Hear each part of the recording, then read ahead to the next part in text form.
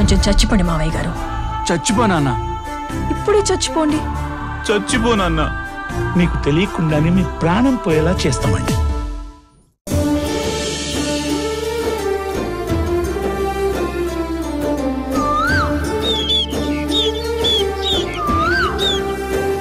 ఏదో ఒక రోజు మీరు పెళ్లి విషయం అడుగుతారని నాకు తెలుసు అత్తయ్య.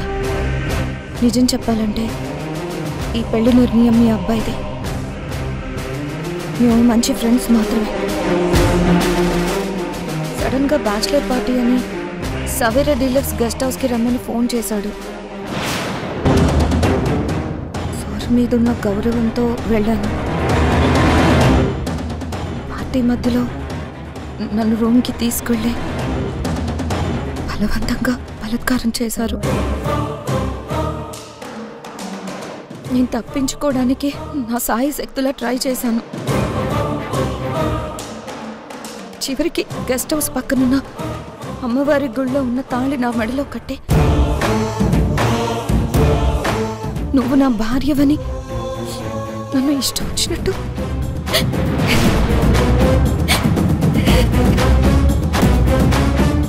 ఆడపిల్లని నేనేం చేయగలను? బిజినెస్లో ఐడియా చెప్తే జీనియస్ అని ఎంకరేజ్ చేశారు. కృష్ణ గారికి నా మీద గౌరవం, నాకు ఆయన మీద చెప్పలేనంత భక్తి. మా ఇద్దరి మధ్య రిలేషన్ అంతే. ఆయన ఏమనుకున్నారో ఏమైందో తెలీదు. ఆ రోజు అలా చేశారు.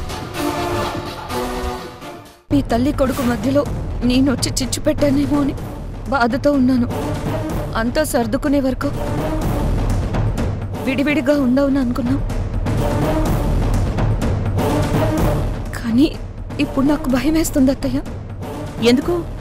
కృష్ణ ఏ క్షణంలో ఎప్పుడు ఎలా ఉంటాడో తెలీదు. కాసేపు ప్రేమ, వెంటనే కోపం. తనని అస్సలు జడ్జ్ చేయలేకపోతున్నాను అత్తయ్య.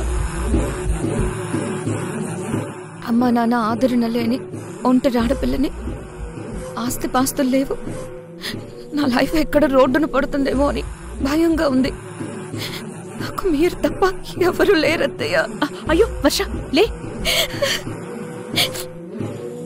నా జీవితం మీ చేతుల్లో ఉంది. పాల ముంచినా నీట ముంచినా అంతా మీరే. బాధపడకమ్మా. వద్దన్నా వినకుండా బలవంతంగా తాళి కట్టి తీసుకొచ్చాడు.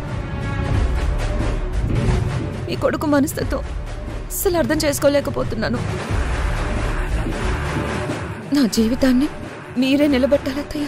గుళ్ళో అమ్మవారి సాక్షిగా మీ పెళ్లి జరిగింది అని అంటున్నావు కదా. ఆ అమ్మవారే ఎలా అనుకుంటే అలా జరుగుతుంది. సరే, నువ్వేం డిసప్పాయింట్ కాకు.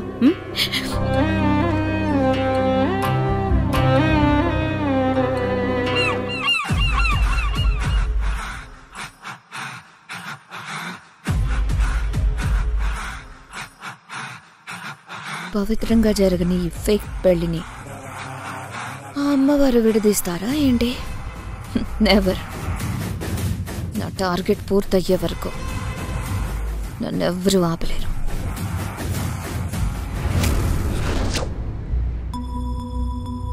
మావయ్య గారు, ఇంకా ఆలోచిస్తారేంటి? ప్రియాని పిలిచి మాట్లాడండి. ప్రియా, అమ్మా ప్రియా. ఏంటి నాన్న? అమ్మా ప్రియా, నీకు పెళ్లి చేయాలని నిర్ణయం తీసుకున్నాం. నీకు పెళ్లి చేయాలని నిర్ణయం తీసుకున్నాం. నీకు పెళ్లి చేయాలని నిర్ణయం.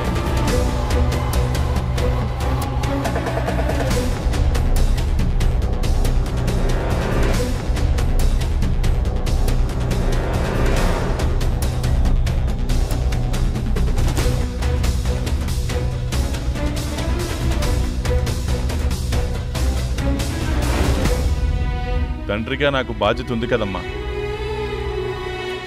రవి తన పెళ్లి చేసే బాధ్యత మాకివ్వలేదు. కనీసం నీ పెళ్ళైనా చేస్తాం. నాన్న, మీ నిర్ణయాన్ని నేను గౌరవిస్తాను.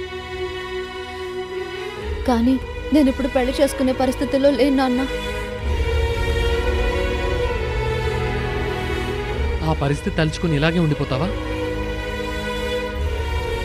10 మంది ఇంకో 100 మందికి చెప్పి పరువు పోగొట్టుకోవడం కంటే ఏదో ఒక సంబంధం చూసి సాధ్యమైనంత త్వరగా పెళ్లి చేసుకోవటమే మంచిది కదా.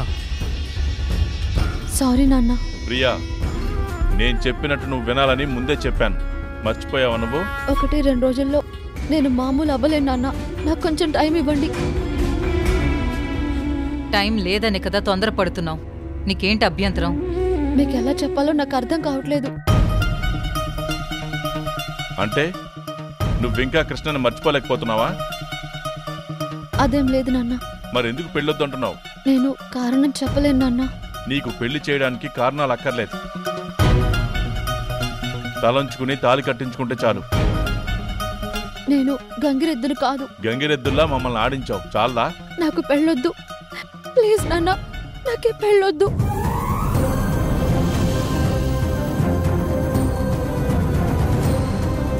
మావయ్య, ప్రియా ఇలాగే బెదిరిస్తుంది. కాళ్ళు చేతులు కట్టి పెళ్లి చేసేద్దాం. మీరేం వరి అవ్వద్దు. వదన, నా పెళ్లి విషయంలో నువ్వు జోక్యం చేసుకోవాల్సిన అవసరం లేదు. నీ పెళ్లి చేసేది నేను. ఎలా చేసుకోవో నేను చూస్తాను. నేను ఒక్కసారి నిర్ణయం తీసుకుంటే అది మార్చుకోను. అది తెలుసుకో. ప్రియా, నీ వల్ల పడ్డ తలనొప్పులు తలవంపులు చాలు. మర్యాదగా పెళ్లి కొప్పుకో. అవును ప్రియా, అమ్మ మాట విని పెళ్లి చేసుకో. నాకు తెలిసిన ఒక మంచి సంబంధం ఉంది. మావయ్య గారు, మీరు రెడీ అంటే మాట్లాడేద్దాం. అలాగేనమ్మా, నీకు తెలుసుంటున్నావు కదా, కబురు చేయి. నాన్న, నేను చివరిసారిగా చెప్తున్నాను, నేను పెళ్లి చేసుకోను. ప్రియా, ఇదే నీ చివరి నిర్ణయమా? అవును, నా నిర్ణయం ఇదే. నువ్వు పెళ్లిపేట లెక్కకపోతే నేను పాడెక్కుతాను. నాన్న, అది నువ్వు చూస్తావు. నాన్న, మావయ్య గారు, నాన్న, ఆగండి. రే రవి, మీ నాన్న ఆవేశంలో ఏం చేసుకుంటారు ఏమో.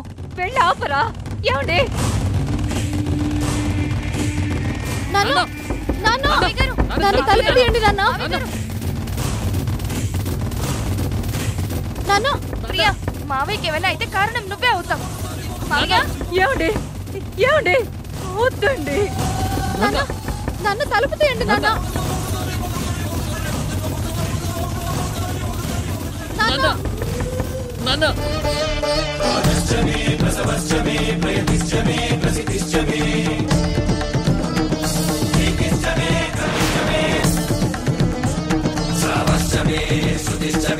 మావయ్య, మావయ్య వద్దు మావయ్య. మావయ్య వద్దు మావయ్య. అత్తయ్య, మావయ్య ఊరేసుకుంటున్నారు. ఏమండి? మావయ్య, మావయ్య వద్దు మావయ్య. ఏమండి? నాన్న, నాన్న తలుపు తీ నాన్న. నాన్న, నాన్న తలుపు తీయండి.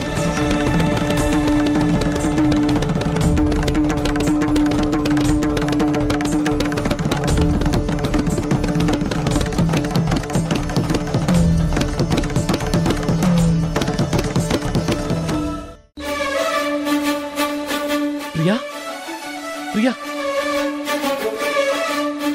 అమ్మ, అమ్మ లేచి నడుస్తోంది.